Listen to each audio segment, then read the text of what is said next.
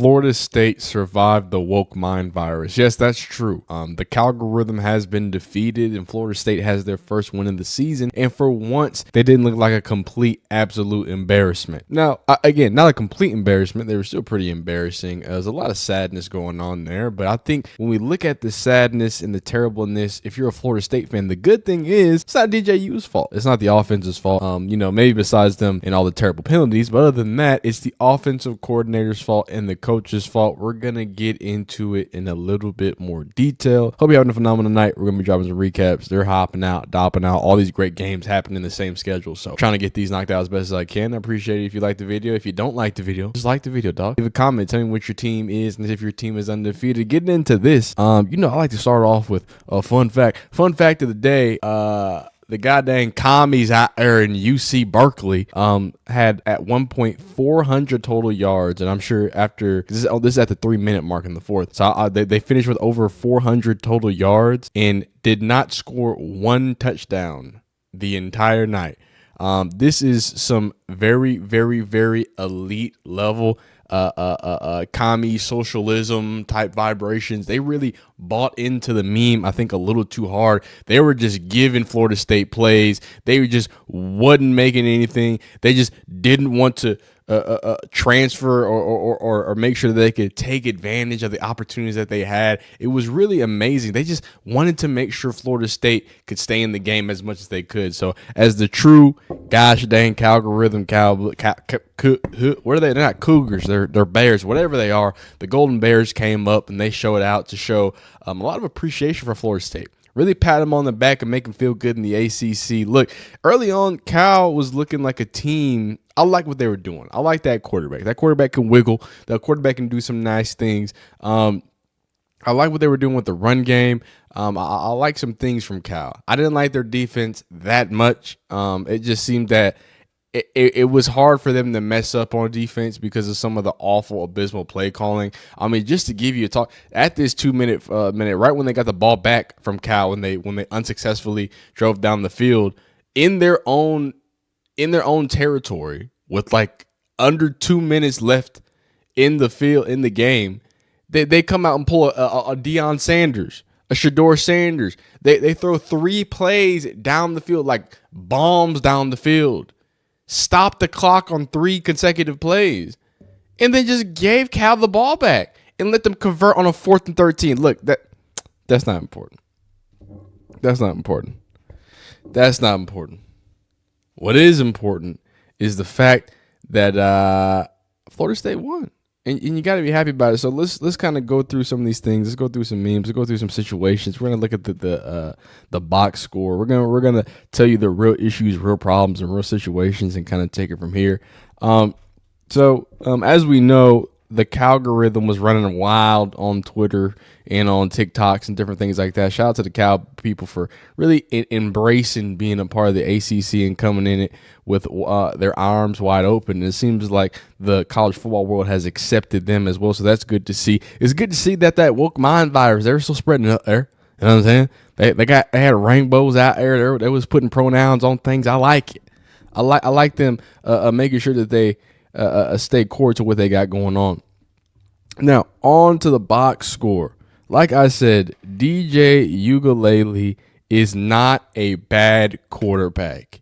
He is mid. He is just average. He is a 6'5" person that can just throw the ball occasionally in certain spots. And we could see his talent. And this is what I mean by this was more of a offensive coordinator being terrible and less of DJ Ugalele. First off, Fernando Mendoza, you don't know who that dude is unless, of course, you're a real ball watcher and you're a big Cal guy. You have no idea who that dude is. Out through first. Oh, okay, someone else threw. I was like, how do you have more intense? Anyway, out through in total yards. Oh, DJU. You're telling me a Division I quarterback who threw for like, what, 4,000 yards last season in Oregon State? Somebody quote me, 3,000 whatever yards, insane efficiency, all this other crazy crap, comes and gets outthrown offensively by some whoever dude, Fernando Mendoza. And by the way, he is not just some whatever dude. I'm just saying, coming into this game, you probably didn't know a lot about him, especially compared to the 7th-year senior DJU, right?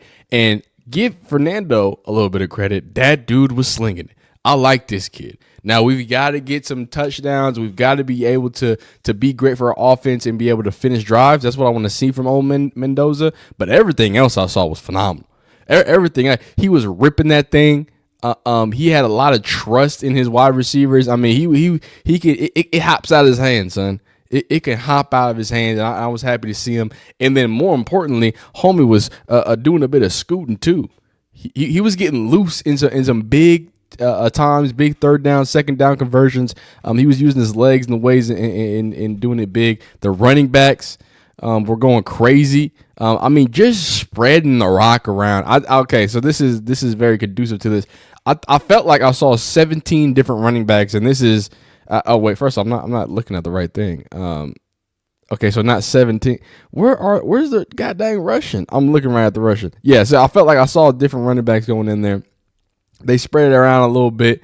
Mendoza did some things there too. So it was a good effort there. But going back to Florida State, like I said, as much as I want to make fun of DJU for being painfully mid, a lot of this win comes off the back of him being talented enough to be able to take care of some matchups, right? I said in my preview video, the only way Florida State is going to be able to beat Cal, just because all the jokes and Twitter stuff aside, Cal was a spunky team. If you saw this game and you were watching this game, they wanted to beat Florida State, and that was something that we've never seen from this particular Florida State team. It was just a conglomerate of people. It wasn't really a lot of passion coming from the Florida State team because obviously we know the new transfers and all the situation. There's not really a culture to be built upon there, right? So seeing that they didn't really have much to fight for, right? This felt like an 0-3, all that. This felt like the perfect time for a young up-and-coming ACC-bound, new, spunky, want-to-win-it type a team. And they were close to doing it. Now, if they could have only just scored a touchdown, they could have embarrassed Florida State and they'd be on about their day. But when I tell you that Florida State defense, dog, for as much all 400, hey, they bent, but they didn't break, son. That is crazy. Over 400 yards of total offense, right? Over 400 yards of total offense, and not one touchdown was given up. Now, a lot of that has to do with some terrible, like just the worst timed flags of all time that Cal was getting. Cal was getting some nasty flags, dog. I couldn't believe it. I was astonished about it. So I didn't like that. I didn't like seeing that happen. But other than that, that defense was flying around, and that really was seemingly the bright spot. And even in previous Florida State teams, this always seems like something that they can keep up pretty well. That defense is electric. That defense, and boys was flying around. Number 11, they were just putting in places and spaces, and he was just showing up, making great plays. So I as a Florida State fan, if you're a Florida State fan, that defensive coordinator is on it. He's getting inventive. He's trying to find new ways. He's trying to get pressures on. He's really intentive about making sure the next steps are done and making sure that they get out the quarterback. They do the best in the run game, and they're also being creative. That offensive coordinator for Florida State is actively trying to lose y'all video games.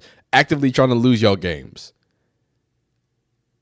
The clock management is terrible, and maybe this has just been a trend across college football.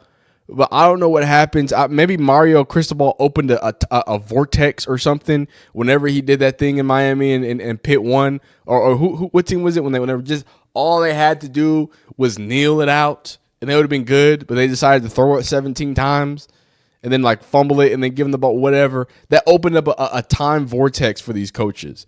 And now everybody wants to be smarter than everybody. You got Deion Sanders throwing 17 times in a row when he's got the barely beaten FCS team. And then you got Florida State coming out. I mean, the Deion Sanders connection, I guess. And they throw 3 times. Barely up on a fake ACC team. With way more talent than them. Way more NIL funds than these spunky Cal Bears, son. All they have is the woke mind virus. Y'all got Tallahassee. Y'all got, them uniforms clean. Y'all saw them white joints? Y'all saw them white tops? Crazy. Shout out to my camera for glitching out the entire time. I think it adds a little extra layer to the fun. And really, just to bring this up because I think I'd be yapping too long. I want to shorten these videos a bit much, especially the direct, after review ones, and I gotta react to other games too. I got stuff to do. So, just to wrap it up, shout out to Cal. I think Cal's gonna be a good team. They got Miami coming all from Miami all the way to California, so be on the lookout for that game. I thought Miami might have struggled with USF. It seemed like they struggled for a little bit. Cam Ward threw a pick. After that, they just started rolling. They look like regular Miami, so I don't think it's going to be a big deal. Florida State's getting deeper into ACC play. I think this is only going to put a battery in FSU's back. So I hope to see that their play improves too. I'm very, very sad that they won this game because it would have been so much more funnier if the calgorithm could have run a little wilder tonight. If I could see DJU seem even sadder. One thing. As much as I say DJU is not bad, he's just mid. We talk about this a lot in my conversation. A lot of y'all bring this up. Yo, in that pocket, DJ is supposed to be an athlete. Like, he was an athlete in high school. At Clemson, he could wiggle a little bit. He get off. That boy just be sitting there in the pocket, just sitting. He looks so uncomfortable. I don't know if there's an injury we don't know about. He does not look comfortable in the pocket. Even tonight, he was that beautiful over the left shoulder. I'm not sure if that was like a slot fade. What was that? That thing was gorgeous to number 0. That touchdown, that was a beautiful ball, DJ. Absolutely amazing. Keep doing that. But every other time, he just looks like he has lead in his feet trying to throw these balls, man. I don't know. He looks like he weighs 250 pounds, but he does not know how to move it because he don't seem the most comfortable. Well, but hey, wrapping this up. Shout out to DJU. I didn't even call you DJ Ukulele. You did what you needed to do. You put your team in a good spot and good place, and you got the dang win. Shout out to them Cal Bears. Let the calgorithm run wild a little more, and we'll have a good time. Oh, my goodness. I almost choked on my spit. You have a great day. Like this video if you like it. Dislike if you don't like it, man. We'll see you next time.